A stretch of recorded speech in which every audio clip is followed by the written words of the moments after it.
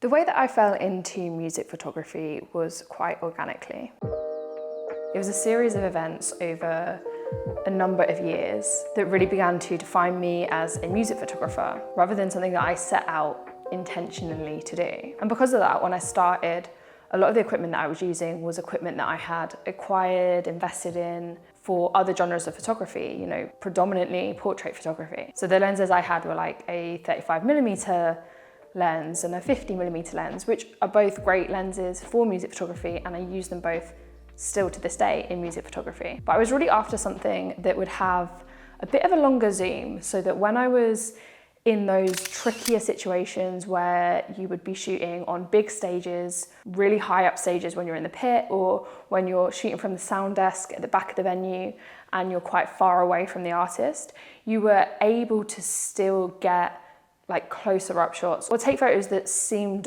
as though you were a little bit closer to the action. A couple of shows into my first festival season, I started to rent out a 70-200 lens from a photographer in London.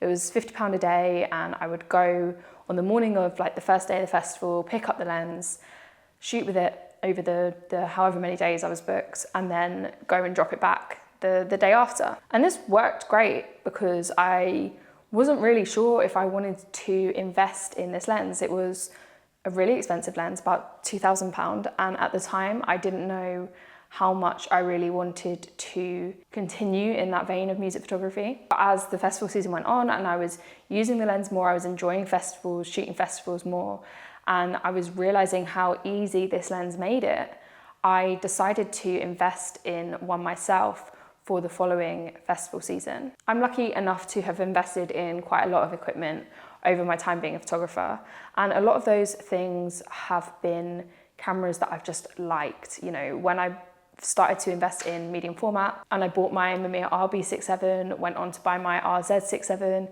those were investments because I wanted to shoot on those cameras, because I enjoyed it and because I liked that for my personal photography. But they weren't tools and equipment that I needed to be able to have a career or to be able to deliver better results to my clients.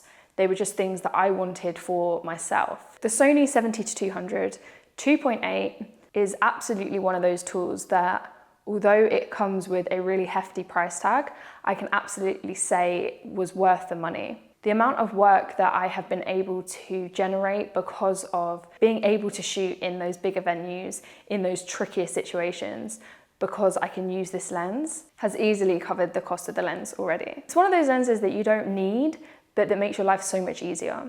You can shoot obviously at 70, which means that if you're at a sound desk or something like that, you can still get those kind of wider crowd shots, but you can also zoom in and get those closer cropped artist shots. The focal length is perfect for the level of music photography that I do. I think if you were shooting in even bigger venues, again, I'm talking like stadiums, then you might want to invest in something with an even closer crop. But for sure, the stuff that I do, it's perfect. And at 2.8, it's also great in low light. You guys will know that I shoot a lot of DJ stuff, a lot of photography that is in really dimly lit buildings, or also at festivals where it's at night.